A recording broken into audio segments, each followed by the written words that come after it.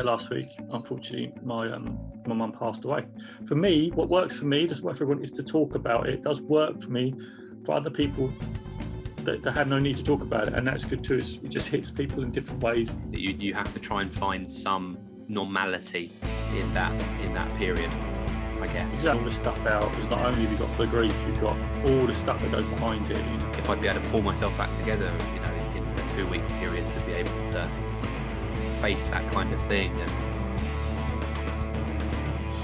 Inspiration Nation, hello, Lee Kemp here for another week on the podcast, joined by both Ryan Boniface and Jose Noya. We are at a full house today.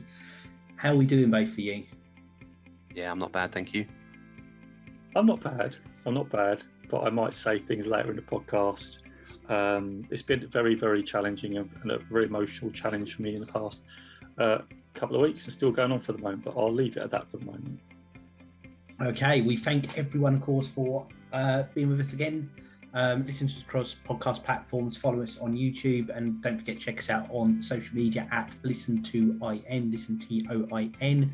We appreciate all the support. As we say, episode 149. Numbers building up and building up is what I like to hear.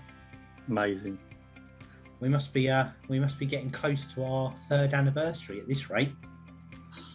Ryan's the man with the stats, so can also rely on Ryan. 156 will be 3 years, but we have another. We're getting close. We have another milestone in a few weeks that I've kept very quiet, and I'll tell you about it when we reach it.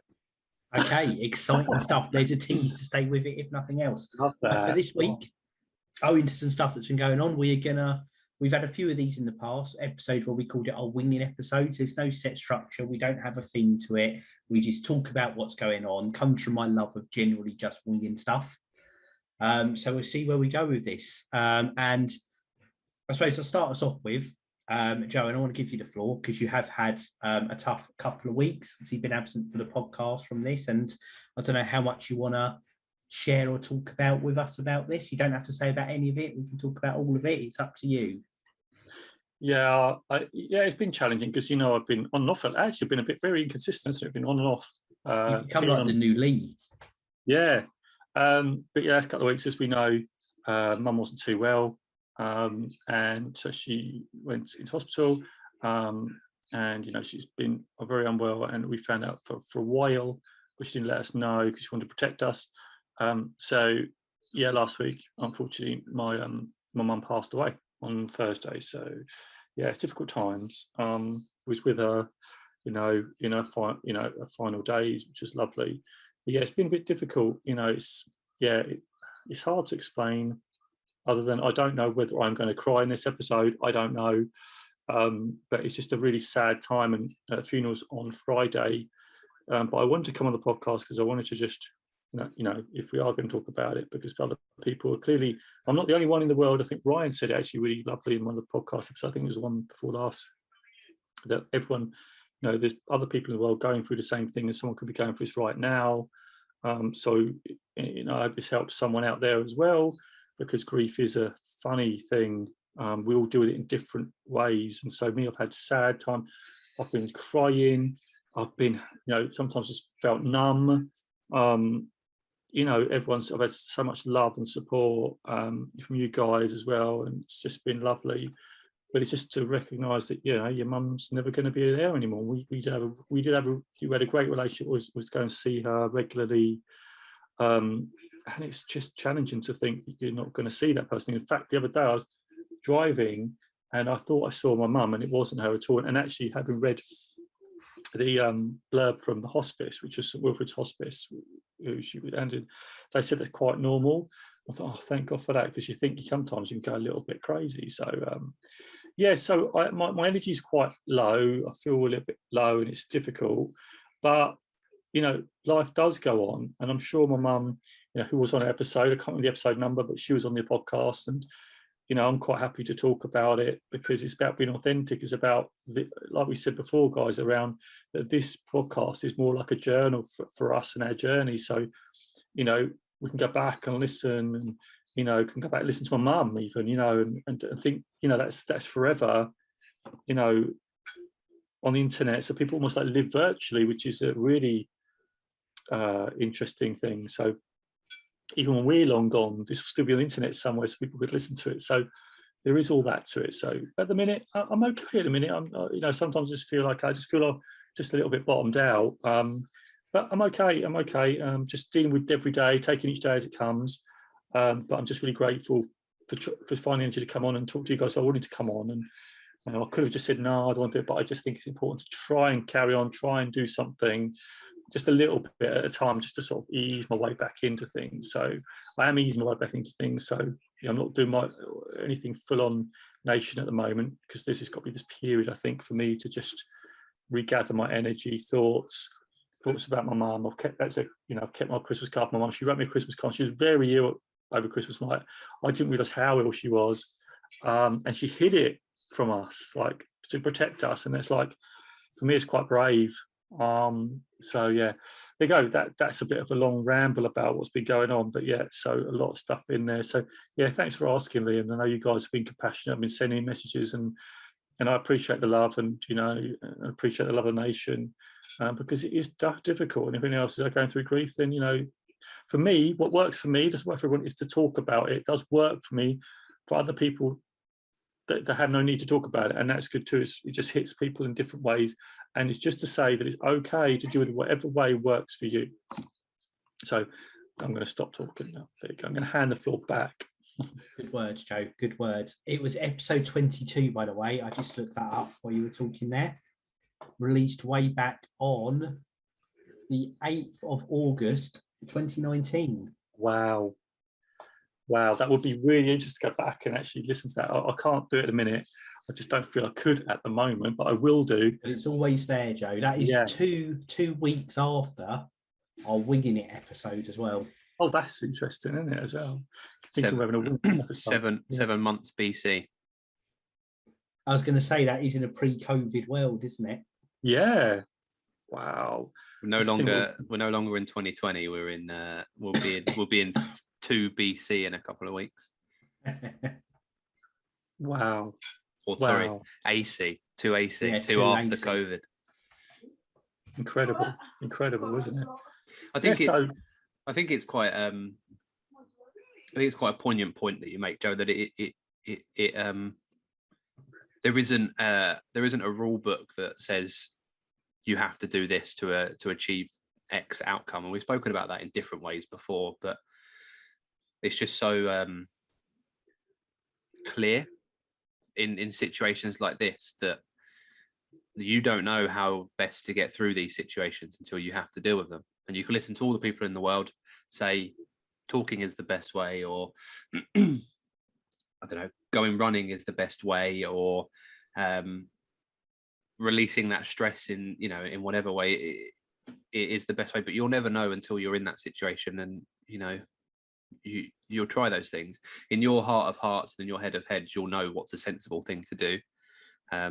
Cracking open the Jack Daniels at 7:30 in the morning is probably not the right thing to do, but that's just a weekday for me. Yeah, you'll know, as I say, in your heart of hearts, what's a sensible thing to try and help you, and what isn't. And as long as you can draw on the fact that you've gotten through things in the past, maybe not as big as this, and not as clearly as heartbreaking as this, but just generally you'll find that with time, and it will hurt for a long time, and it will hurt forever, I'm sure, but you'll find a way to cope with that.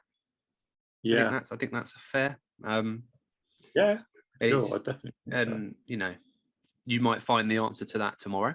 You might find the answer to that 2 years tomorrow. Right? You have, you're owed all that time in the world to establish that. It's a bit funny because you said you might be going back to work next week, and I fortunately haven't had to go through anything like this, but I don't know if I'd be able to pull myself back together, in a 2-week period, to be able to face that kind of thing. And obviously your employer can't keep you employed indefinitely on compassionate leave, obviously, but it's just that's, to me, I'm in awe of the fact that you feel that next week might be the time for you to go back and try and find a bit of normality. I think for me, I'd be trying to work out what day of the week it was. So that's a testament to the strength that you have.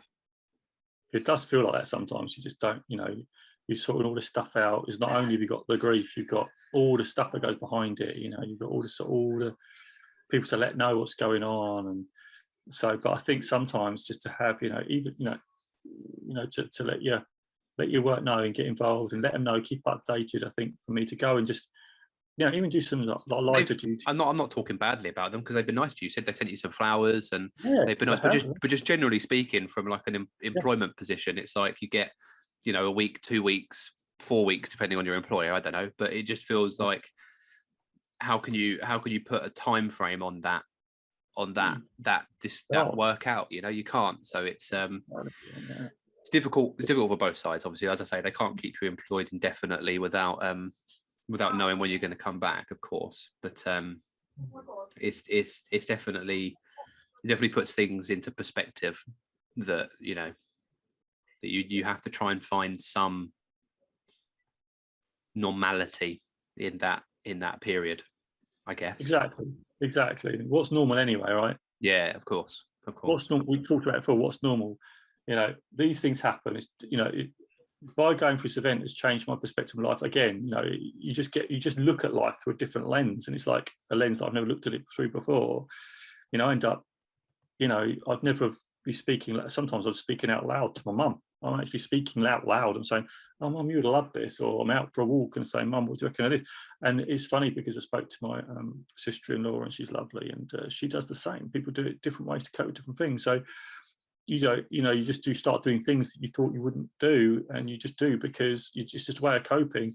And you're right, Ryan, you're absolutely spot on. For some people it might be a couple of weeks. Of course, it depends on, I suppose, the relationship you have with the person that's now gone. There's going to be people who had great relationships and not so great relationships, so there's different ways of dealing with it. But yeah, it's just going to be so individual. That's what I really, me and my sister do in different ways to me.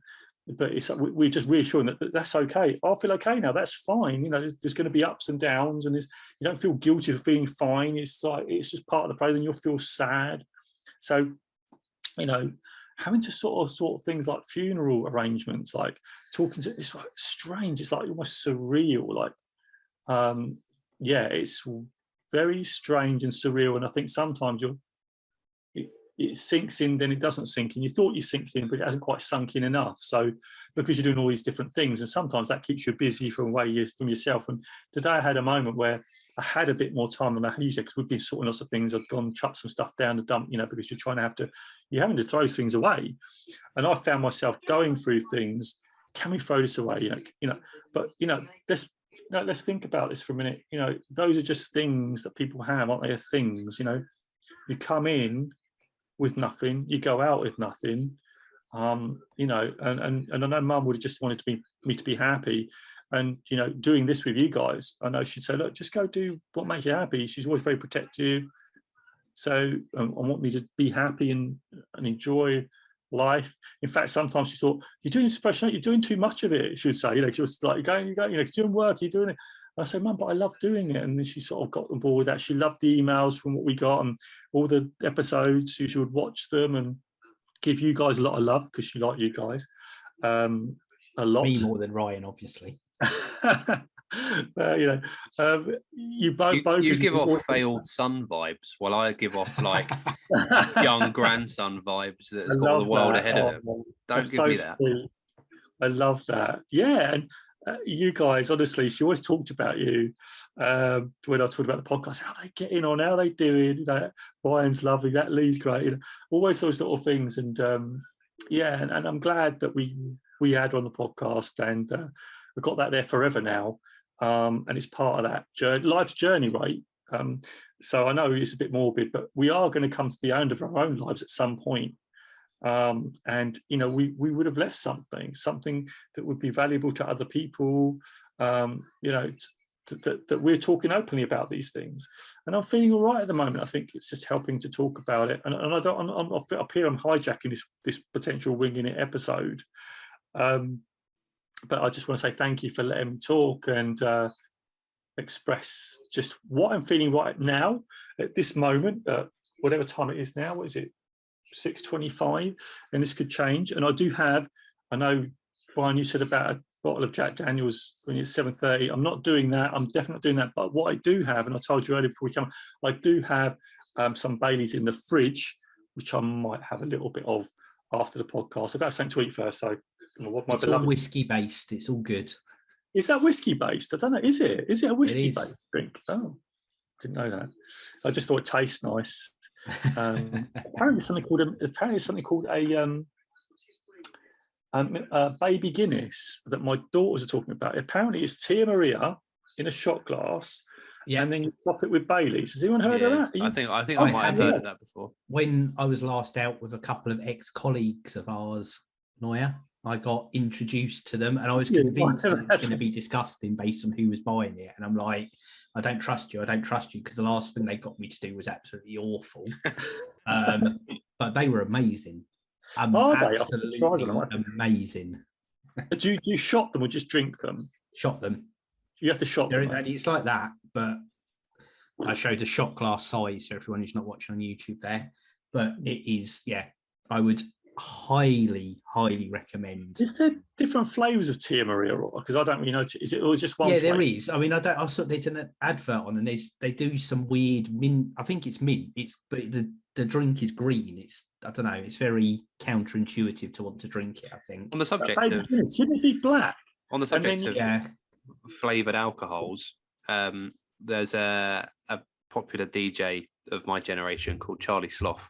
That he's also of my generation, just so you know. I didn't know. All right, I didn't know.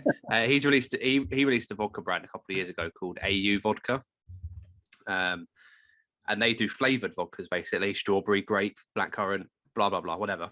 And I saw an advert on Instagram where they were having grape vodka with milk. With milk. And it actually looking at it in the glass, it actually looked like a smoothie. Like you could drink it like a smoothie. It looked like it had that kind of consistency.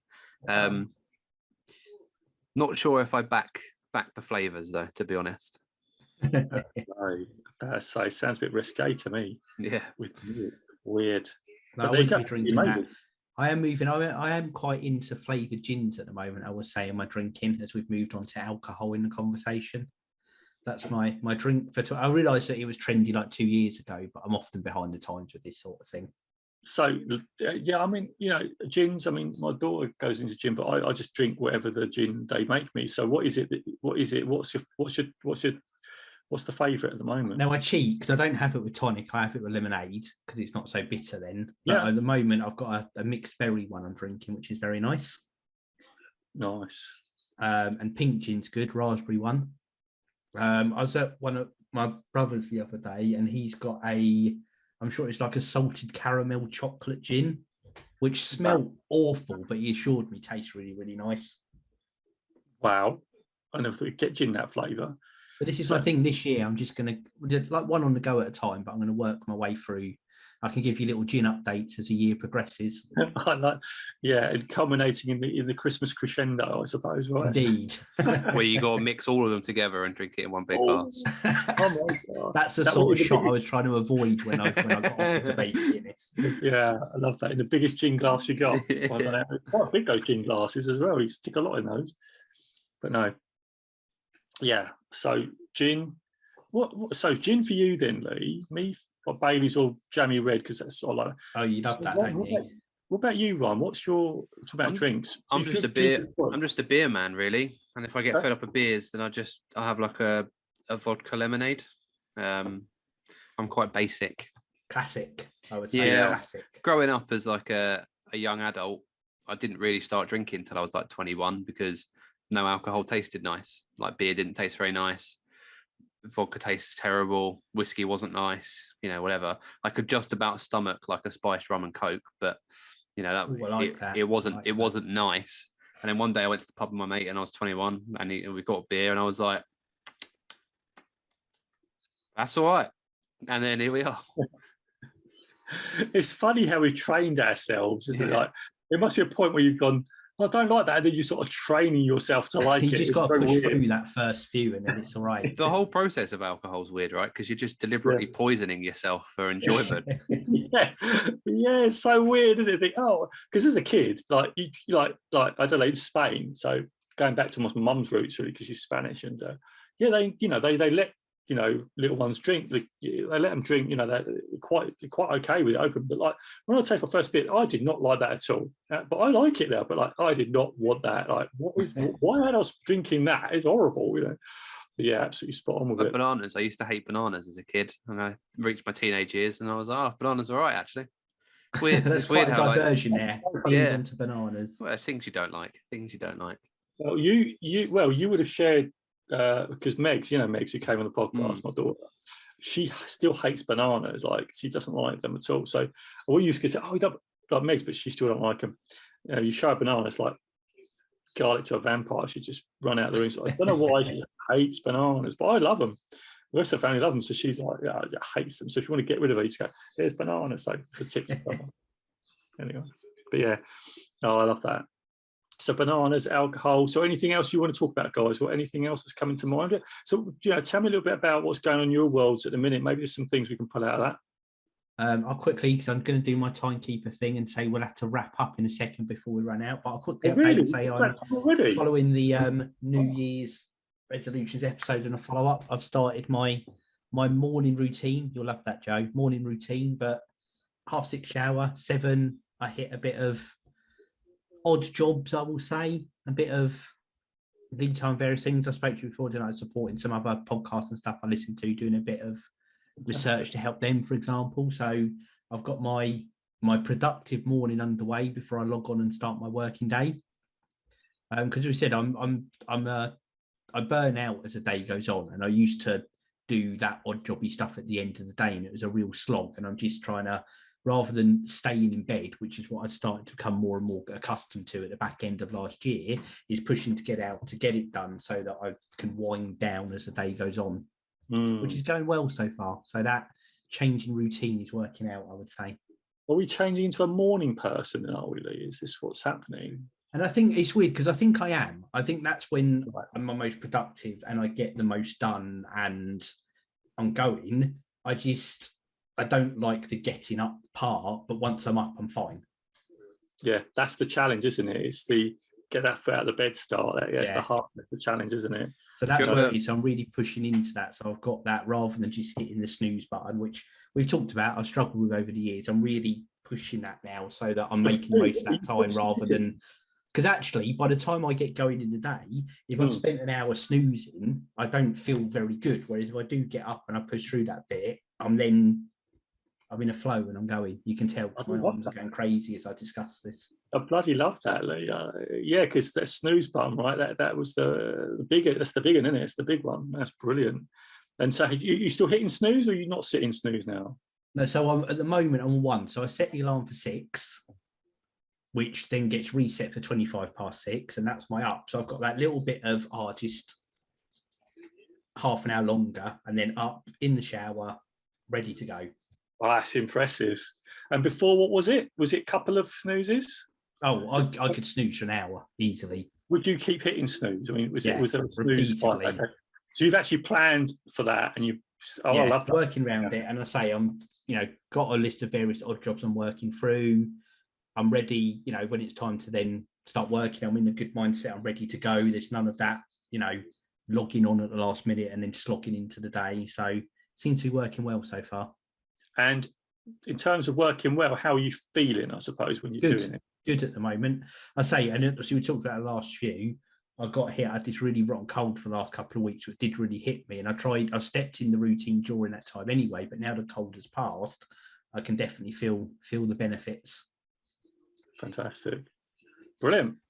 Right, Ryan, you've got 30 seconds if you want to add anything in. I'm doing the old Sir Alex Ferguson. Doing the old Sir Alex in which case, everyone, we thank everyone for listening. Thank you for this week, Joe. Thank you for being very open and sharing. Hope it's been a lot of benefit for people. There are a huge amount of likes flowing on TikTok this week, so we appreciate everyone who was watching and listening on there, interacting with us. Just Follow Joe on TikTok. Every week we will be going live, sometimes a Tuesday, sometimes a Wednesday, around about 5:30, 6 o'clock, something in that region. You'll get notified if you follow him. Check out inspirationnation.org.uk for everything to do the podcast. Merchandise, coaching service, sign up Joe's newsletter, all that good stuff. All Joe's itching. Have you got some merch to show on the camera there? Oh, you noticed? So you're so observant. I thought you were going to do a mug shot. I had prepared. I'm all over it. There it is. Mug shot from Joe on the camera. Mugs there, everything else. And of course, social media at listen2in, listen TOIN, and just search for Jose Noya-Inspiration. Stick that in Google and you can follow him everywhere. Right. We'll be back again next week for episode 150. We thank everyone, as always, for listening and watching.